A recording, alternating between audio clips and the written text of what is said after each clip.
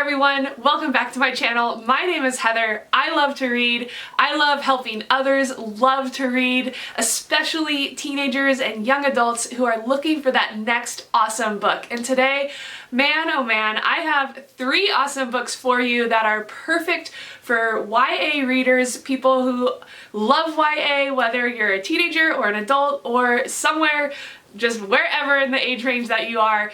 We're gonna look at 3 books by a really special author that's new to me. Maybe you've heard of her, so let's get into it. These are the books, and this is the author. I cannot wait for you to meet her through these books. Her name is Kekla Magoon.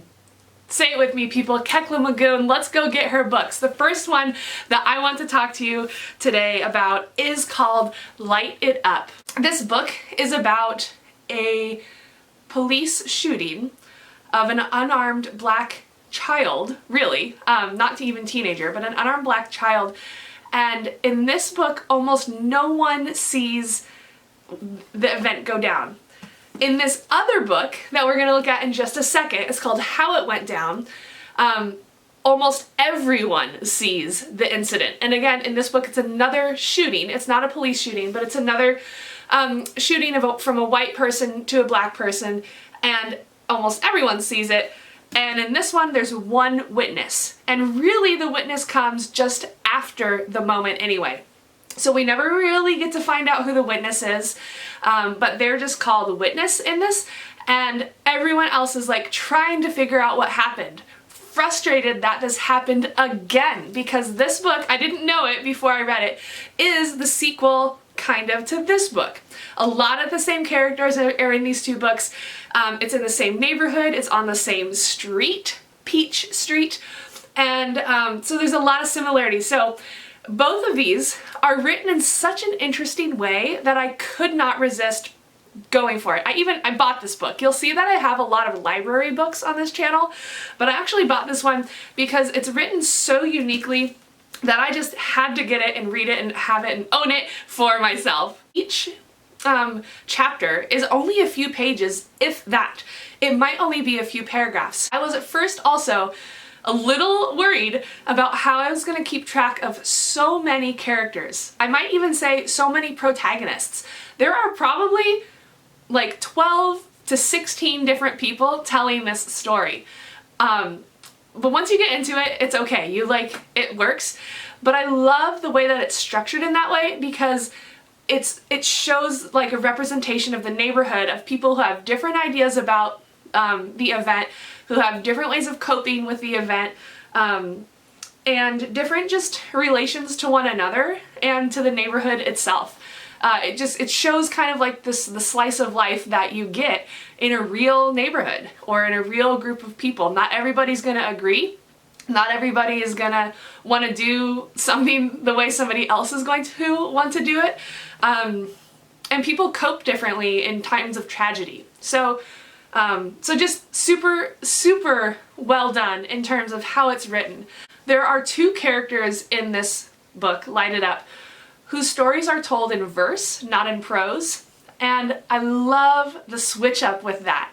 That is what, if it wasn't the cover and it wasn't the vignettes inside, the way that I saw that some characters, when I was at the bookstore looking, the way that I saw that some characters had their chapter in verse and not in prose is what sealed the deal and said, yes, I'm putting this in my bag and taking it home with me. I'm working on another story myself that has a couple of different protagonists or a couple of different narrators, and I wanted to see what it would be like to try to model it after something like this that breaks the norm of having just everybody have it be the same way the whole time, either all in verse or all in prose. And it makes a lot of sense for the people who are narrating it in verse in this one to be those people. Tina is one of them. She is a young girl who is developmentally disabled. She has kind of an undiagnosed or unknown mental handicap that doesn't allow her to express herself maybe as clearly as she would want to, but it's very clear that she understands what's going on and she's hurting and she's processing it just like everybody else. And so I thought it was so beautifully done, the way that the prose is handled, or sorry, the way that the verse, poetry, is handled in her chapter, because it's so distilled down to the essence of everything, which is just what verse does, without any fluff and without any extra, and that's just how Tina's feeling it. She doesn't have any extra thoughts or ways to express herself. It's just this sadness, or just this sorrow, or just this, in some cases, joy and happiness at remembering the people in her life that she's missed. The other person who expresses himself in this way is the white officer who shot the person. And I think that's really interesting that those are the two characters, because he is stilted in many ways. His worldview, his thinking, his reaction, like everything kind of about this character is underdeveloped, not in terms of the character, but just in terms of like his own kind of person, the type of person who would do this and who would think this, not completely thinking something through before he does it. And I feel like in his verse, the poems kind of reflect that shortened thought versus the inability to express oneself, as Tina's does. So just super fascinating about this book, about how the structure is helping to tell the story. Please go check this out if you have not yet read it or heard of her yet. She was a new author to me, but she's written lots of books, and I'm about to go read all of them. I've already talked about this one, how it went down, but again, this was the prequel to Light It Up. One thing that I like about how it went down a little more than Light It Up is that we get more of an age range of characters. In this one, we get grandmas, we get great-grandmas, we get lots of different ranges of male characters, and we get some children as well. And in this one, it's almost all teenagers, and I feel like, I guess that's, I'm not getting the age in this because most of the people who are at these protests are young people. In this one, like I said, we've got great-grandmas, we've got more children, we've got more ages of male characters, and we also have the teenagers and young people of the streets of Underhill. But yeah, I like that because it was a range. These books would be fantastic whole class novels. They would be fantastic book club group novels, and they would be fantastic read-alone novels. I would probably not recommend to read them aloud just because there are so many different protagonists. It's helpful to see that and see who's talking, and just like, if you forget, just like flick your eyes up to the top of the page and remember who it is. But for the 3 out of 4 types of books to read at school, it like ticks all the boxes. You could do so many extension projects with this. You could have students write another entry with their own character. You could have them extend the story of one of the existing characters. The only thing that I might say with that, and you as a teacher would know this, and you know your class, is just to be careful of students not doing the necessary work to match the energy, the experience, and the knowledge of the protagonist that they're writing about. I think it's fine for students to explore different voices. It's one of the things that builds empathy, but just helping them realize kind of where this character is coming from and why they're saying it, and not to make assumptions and not to make stereotypes and not to base their fiction off of something that they themselves are thinking is true without kind of doing the work to recognize what is true or what is maybe the real thing that this character is feeling. So I think you know what I'm getting at. You know your students best. Other things that you could do are probably more research-based. You could look at Ferguson, you could look at the LA riots, you could do any kind of civil rights, civil justice, social justice extension activity that you wanted with these books, and these would fit in perfectly. You could also just take these books in terms of their structure and apply that to some writing lesson that you're working on currently. Like I said, some of these protagonists write in prose and some write in verse or poetry, and you could look at other books that do that. Again, there's not too many, but you could challenge your students to write a story that follows the form in that way. You could look at other stories that use kind of similar verse that might be good connectors. What is the structure? How does the structure help to tell the story?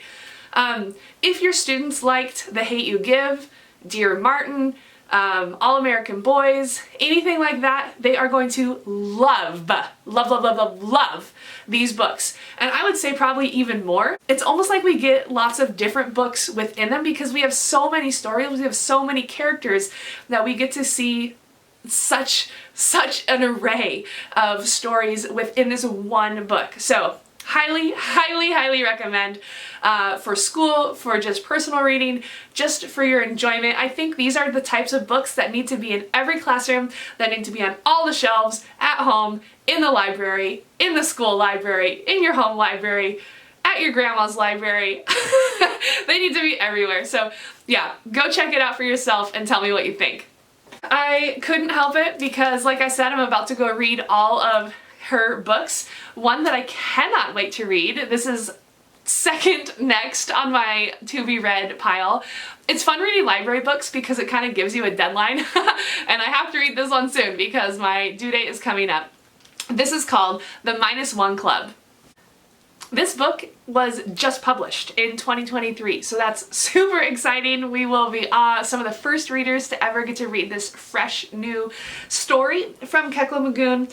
This one takes place inside of a high school, as far as I can tell, and kind of the premise is that Kermit, the protagonist, has lost someone he's really close to. A lot of these books, this one and all of these, they really wrestle with grief, and I think they're great examples of how people deal with grief differently.